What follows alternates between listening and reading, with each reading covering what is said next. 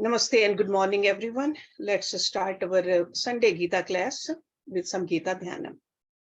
Om Parthaye Pratibodhitam Bhagavata Narayan Swayam Vyasen Grathitam Puran Munina Madhye Mahabharatam Advaitam Ritvarshine Bhagavati Mashtadashadhyayane Amutwamanu Sandhame Bhagavad Gita Bhavadveshine Namo Astu Te Vyas Vishal Buddhe Pul Arvind Ayat Patra Netar Yentavya Bharat Tail Purnaha Prajvalito Gyan Maya Pardeepaha Parpanna Pari Jataye Totra Vetra Ekapane Gyan Mudraye Krishnaye Gita Amrit Duhe Namaha Sarvopanishado Gavo Dogda Gopal Nandana Partho Vatsa Sudhir Bhogta Dugdam Gita Amritam Mata Vasudeva Sutam Devam Kansa Chanur Mardanam Devaki Paramanandam Krishnam Vande Jagat Gurum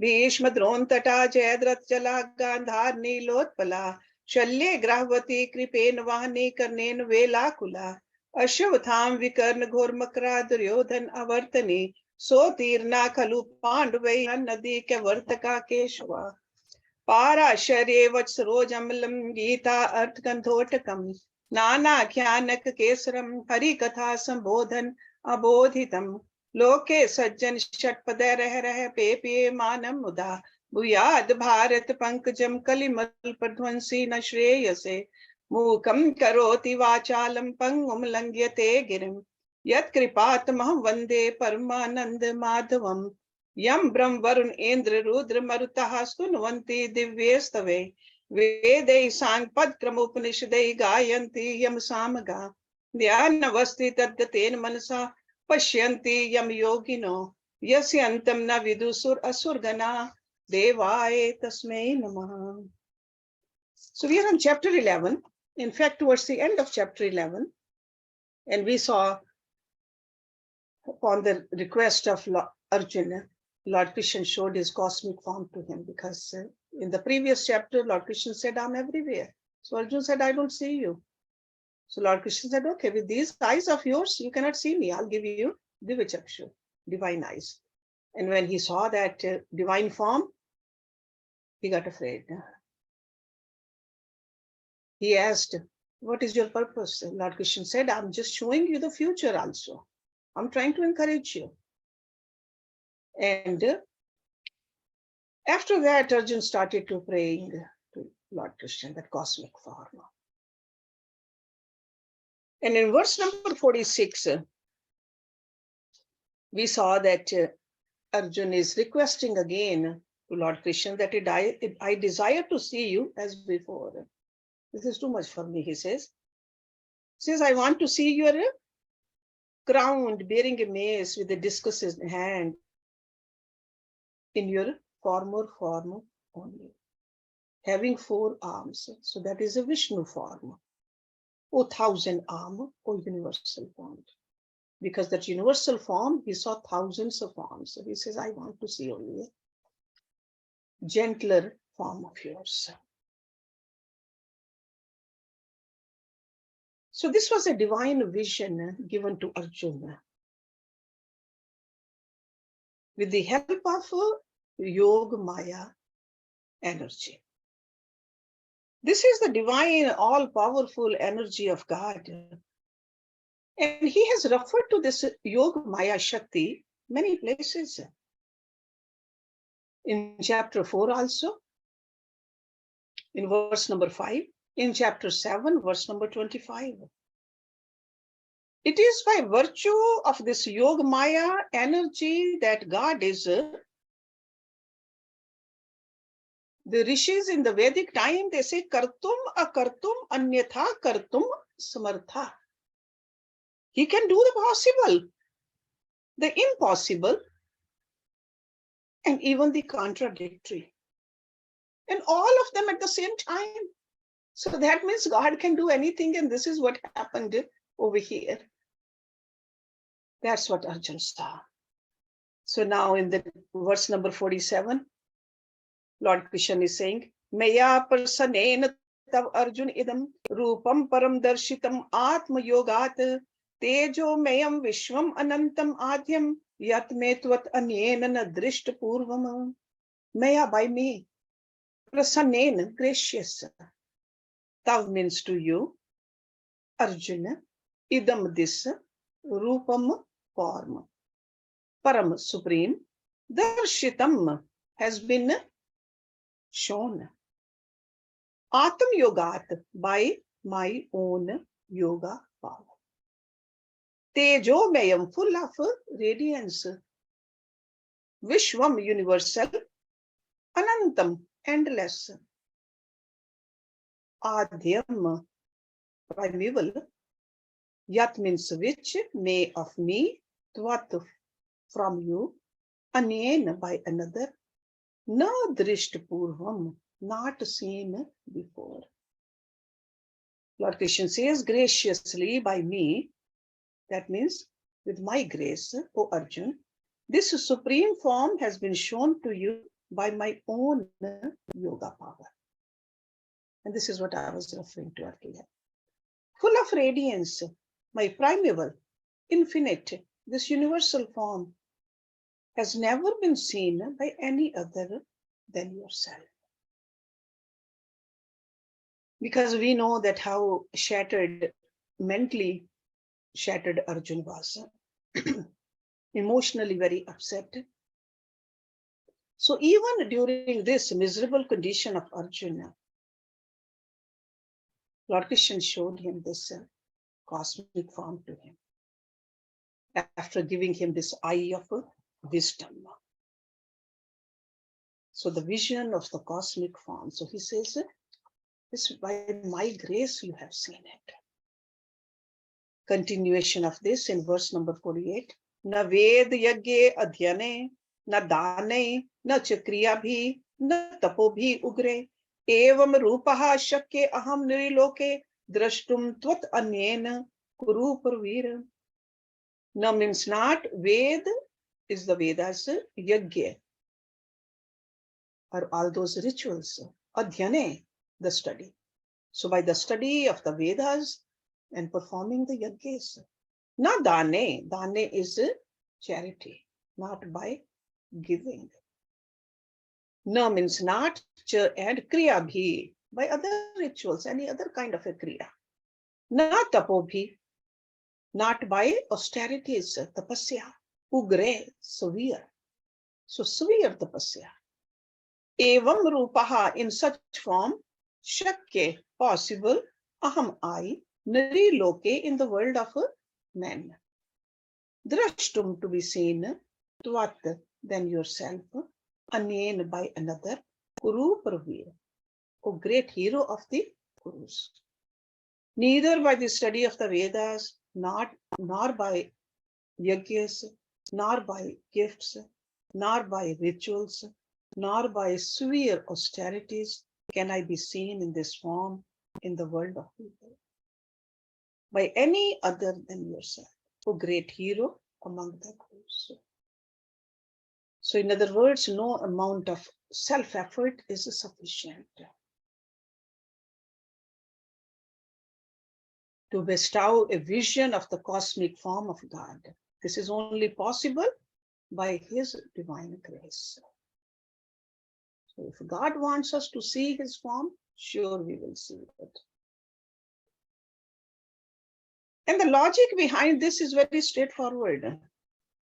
Our physical eyes are made from matter, the Prakriti. They can see only the material things. And the Supreme Lord, God, is not matter. They say He is not material. He is divine. So that's why in order to see something divine, what do we need? Divine eyes. There is a verse in Yajurveda which says, Tasyeno havyaha tasyeno dehi. That means without being anointed in the nectar of the grace of the Supreme Lord, nobody can see Him. So grace is needed. Your self-effort is not enough. So that's why very clearly He is saying in this verse, mere book study or empty ritualism or severe physical tapa, in themselves they are not enough. Sure, they are necessary. So they are the means, not the end. They're always helpful. They are helpful to prepare a seeker to realize the essential unity beneath the perceived polarity.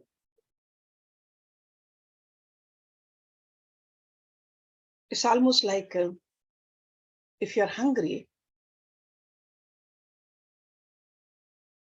cooking the meal itself cannot appease the hunger. Cooking is not unnecessary, but that alone will not take care of our hunger. So after cooking, there's a must eating also. So in this sense, Lord Krishna is saying that do study the Vedas, do give the charity, do the tapasya also, but those are the means. But without my grace, nobody can see me. That's what he's telling us. So we should not misunderstand, because sometimes we think Lord is saying that, hey, it's not going to help, so why do it? No, these are necessary steps. Adhyana also, yajna also, kriyas also, dana also. Okay, so preparatory means for the final end. Okay. माते व्यथा माच विमूढ़ भावा दृष्ट्वा रूपम घोरम इद्रिक ममिदम व्यपते भी प्रीत मनः पुना त्वम तत एव मे रूपम इदम प्रपश्य. Ma means not, te means you, vyatha, fear. Again, ma means not, cha means and, vimud bhavaha, bewildered state. Drishtva, having seen. Rupam, form. Ghoram, terrible. Idrik, such. Mam means my, idam means this. Vyapetapi, with fear dispelled. See, bhi means fear, so fear gone. Preet mana, with gladdened heart. Punaha again. Tvam means you, tat means that. Ev means even, may my rupam form. Idam this. Prapashye, behold. He says, do not be afraid, nor bewildered on seeing such a terrible form of mine as this. With your fear dispelled and with gladdened heart, he says, now behold again this form of mine. So the gentler form which Arjuna wanted to see. So over here in these verses, or even in this verse, Arjuna's emotional agitations are indicated. Because when Lord Krishna says, don't be afraid, so he knew he was afraid. He says, don't be bewildered. And he knew this was a terrible form, very hard to even conceive. So Lord Krishna is consoling his friend Arjuna. So not only with the words, with actions also. And he is helping him to be in a state of reassuring joy. He says, be gladdened. So over here we can see the very gentler attitude and a loving attitude of Lord Krishna. And now Sanjay says, because Sanjay is seeing all this, and Sanjay says in verse number 50, Iti Arjunam Vasudeva tatha uktavaha swakam rupam drashyamas bhuya ashevasyahamas cha bhitam enam bhutva puna soumya vapu mahatma. Iti means thus Arjuna, to Arjuna.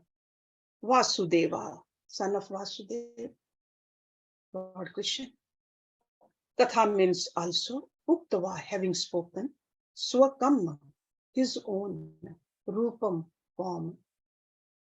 Drashyamahas, showed bhuya again. Ashvasyamas, consoled.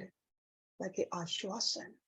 Cha means and, bhitam, who was terrified. Enam, him, bhutva, having become, punaha, again, Soumya Vapu, of gentle form, Mahatma, the great souled one. Having thus spoken to Arjuna, Vasudeva again showed his own form. And the great souled one, assuming his gentle form, consoled him who was so terrified. So Sanjay is confirming here to blind king Dhritarashtra that Shri Krishna assumed his pleasant form. And in these words of Sanjay, we also can notice Sanjay's anxiety that this blind king should change his mind, stop this war also. But we all know that how will a blind man ever see? So he was not just blind physically, intellectually also, at least in this area. Now Arjun says in verse number 51, Drishtva idam manusham rupam tav somyam janardhan idanem asmi samritaha sachetaha prakritim gata. Drishtva, having seen idam, this manusham, human, rupam, form. Tav means you, somyam, gentle, janardhan. Idanem, now, asmi, I am, samvrita, composed, sachetaha, with mind, prakritim, to nature, gataha, restored. So Arjuna is saying, having seen this, your gentle human form, O Janardhan, I am now composed and restored to my own nature. So Arjuna is admitting here that when he sees the normal and the gentle form of Lord Krishna, he feels relieved from his inner agitations and the tension and the fear. So it was like suddenly he was pushed towards something higher and he got terribly terrified. So now in the next verse, true devotion to the universal form is mentioned. And these are the words of Lord Krishna. 52. Su du darsham idam rupam drisht vansasi yatmam devaha apiyasya rupasya nityam darshan kankshinaha. Su du darsham, very hard to see. Idam, this rupam form, drishtvanasi, you have seen. Yat means which, mam means my. Devaha, gods. Api also, asya, this rupasya form. Nityam, ever. Darshan kankshinaha, desirous to behold. So Lord Krishna says, very hard indeed it is to see this form of mine, which you have seen. So he's mentioning over here to that cosmic form. Even the gods are ever longing to behold this form. And now again in the verse number 53, he's mentioning, he's repeating in fact what he said earlier. Na aham vede na tapsaha na danen na ijyaha shakye evam vidha drashtum drishtvanasihi mam yatha. Na means not aham, I, vede, by the Vedas, na tapsaha, not by austerity, na danen, not by charity, na cha ijyaha, and not by yagya. Okay. Shakya, possible, evam vidha, like this, drashtum, to be seen, drishtvanasihi, have seen, mam means me, yatha means as. So neither by the Vedas, nor by austerity, nor by charity, nor by sacrifices can I be seen in this form as you have seen me. So the universal form of the Lord is no easy experience for anyone. So that's why he says even the gods with that kind of intellect, longer lives, and they can do the harder endeavors, they are unable to behold this universal form. Sure, they keep a longing to see him, but yet Lord Krishna showed this form to his friend through his grace. This was the kripa. Sometimes we wonder what makes the Lord shower his grace upon a person. Because it cannot be a haphazard distribution of the grace. That's why we'll say that towards the end of this chapter, he says, anybody who follows this path can see me. So that means that it's not only the desire, but we got to be worthy of it too. Yes, here Arjun had the desire, but Arjun must be worthy too, to have the grace of God. So, and another term over here in the verse number 52, su du darshanam. So it's like a su plus du, and then darsham. Su stands for auspiciousness. We all know su means auspiciousness. Du means difficult, and darshan means sight. So altogether it means that the vision of the total cosmic form of the Lord is supremely auspicious. But at the same time, it is extremely difficult to gain. So that's what that complicated word is, Sudu Darshanam. And in the next verse, we get the scientific explanation of what really compels the Lord to shower his special favors upon some person sometimes. Not to everybody all the times. Bhaktiya tu ananya shakye aham evam vidha arjuna Gyatum drashtum cha tatvena parveshtum cha paramatap. I love this verse. Bhakti, by devotion. Tu means indeed. Ananya, single-minded. Shakya, possible. Aham, I evam vidha of this form, Arjuna. Gyatum, to be known. Drashtum, to be seen. Cha means and, tatven in reality, parveshtum to be entered into. Cha means and, paramatap, O scorcher of the foes. That's Arjuna.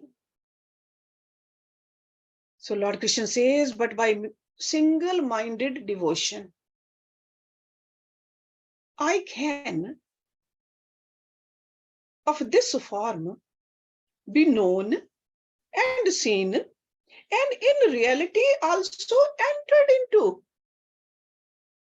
O scorcher of your foes. This is what we were discussing yesterday too. That our devotion, our love has to reach to that height. That's what he says, Gyatum drashtum parveshtum. But before that he says, Ananya Bhakti. By undivided devotion alone can the Lord be experienced in the totality of the world of objects. Ananya Bhakti. And remember the devotion word should not be just a lukewarm word for us. We got to understand the deeper implication of the bhakti. And deeper implication of the bhakti is identifying ourselves with the self is bhakti. Identification is the truest measure of bhakti. When a devotee forgets his own existence Because he loves God so much. Just like a mother loves the child so much, forgets about herself. Whether it's eating or sleeping or any of our own likings which were before, when a baby is born, mother forgets it. That's a devotion. So in his love, identifying to become one with his beloved Lord is the culmination of bhakti. And only people who are capable of identifying themselves with the one unifying truth, which is holding together, can experience this. So he says, me in this way. That means in my cosmic form. So remember, there are 3 stages he has given us in this simple looking verse. To know, to see, and to enter. So that means a knowledge is needed. A definite intellectual knowledge of this goal and the path is the beginning of a seeker's pilgrimage, which is called Gyatum. That's why studying of the scriptures is so important. That's why it's so important to go to a guru. Sit at the feet of the guru and beg, cry that I want to know. To know. And the second stage is seekers attempt to domesticate the ideas intellectually through his own personal reflections. Because information was given by the guru, then we got to domesticate it. And then that is seeing. Seeing is, see, to know somebody can teach you. To see, you got to definitely do some work. Having known and seen the seeker through a process of detachment from the false and attachment to the real comes to experience the truth. That's what's called enter. You want to leave the false. You want to leave the temporary. You want to become one with the permanent.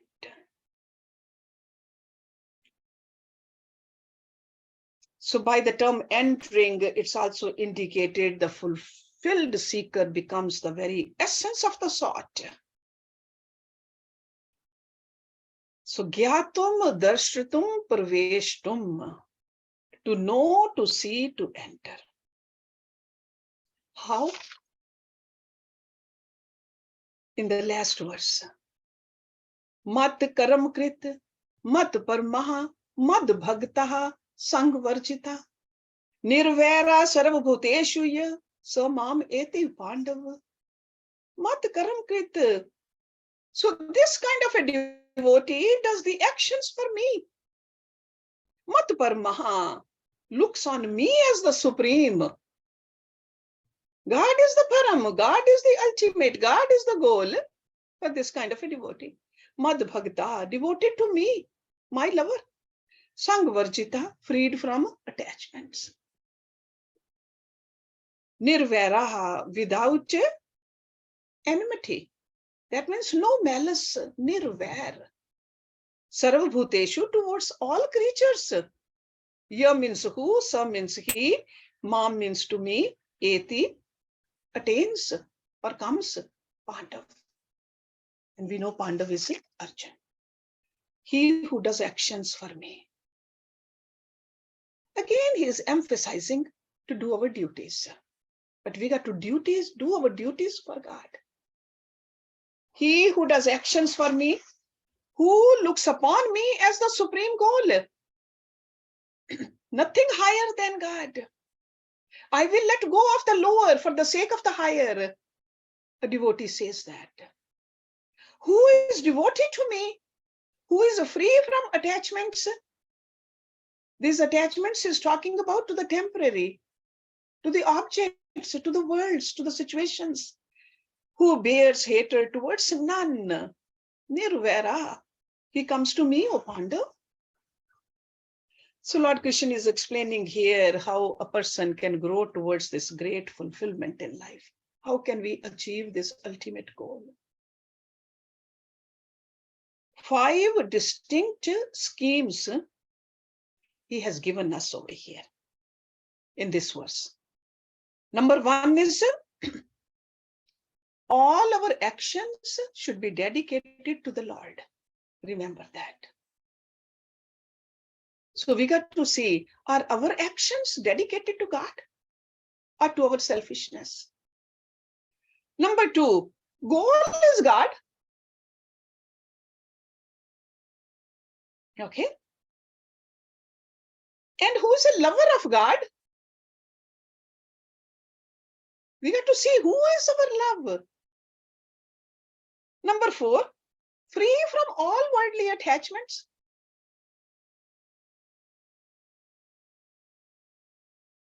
And number 5 is a person who is devoid of all sense of hatred towards anyone. So in these 5 schemes, we find the entire line of self-discipline summarized. If we just write it down. And detachment over here really means it could be the physical, mental, intellectual.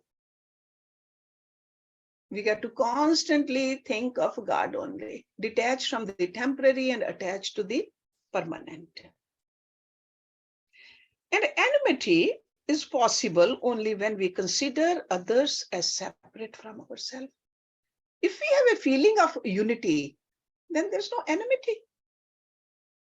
We'll never have any kind of a war or enmity towards our children, towards our parents. Anybody we feel that they're ours, no enmity. Or even in our own body, we can say that my right hand is stronger than my left, but there's no enmity. They both are part of the same unit. There's a oneness. So vision of the same self everywhere alone can take us towards that height. We all belong to the same Lord. We all came from the same and we got to go back to the same. So total detachment, sometimes it feels impossible at the mental and intellectual level, but we got to work on it. So first, to withdraw all our attachments from the things or from the fruits. So just gradually we just move towards the higher. So from this verse, it is very clear that spiritual seekers' great pilgrimage really starts with the God-dedicated activities. Let's start that at least. Because very first thing he said, dedicate all your actions to me. God-dedicated activities. And soon you will see that the God principle itself becomes very goal of our life. The more and more we are thinking about God, we are doing our actions for God, that becomes our goal also. It just consumes us. And all our finite attachments, they fall away. These objects don't mean much. You want to have a long and a clear contact with that Supreme. And then when that happens, you start seeing God everywhere. You recognize God everywhere and in everything. Then how can there be enmity? So love for all, hatred for none can be considered a Gita's message. It's like a touchstone message.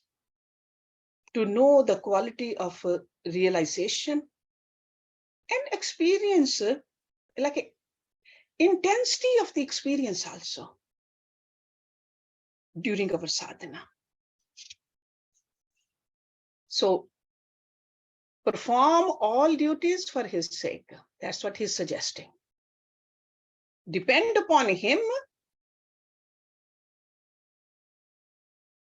It's like you place your entire faith on His grace. Stay devoted to Him. Free yourself from the worldly attachments and no malice towards anyone. And we'll see the repetition of this or even elaboration of this in the next chapter, because next chapter is a Bhakti Yoga. Bhakti Yoga. So we'll stop it here. There's a very clear message Lord Krishna has given us in these verses over here. And again, the last couple of verses are the connectors for the next chapter. So we can see that what's coming up in the next chapter. Okay, let's stop it here. Om Purnamada Purnamidam Purnat Purnamudachyate Purnasya Purnamadaye Purnameva Visheshyate. Om Shanti Shanti Shanti Om. Thank you very much.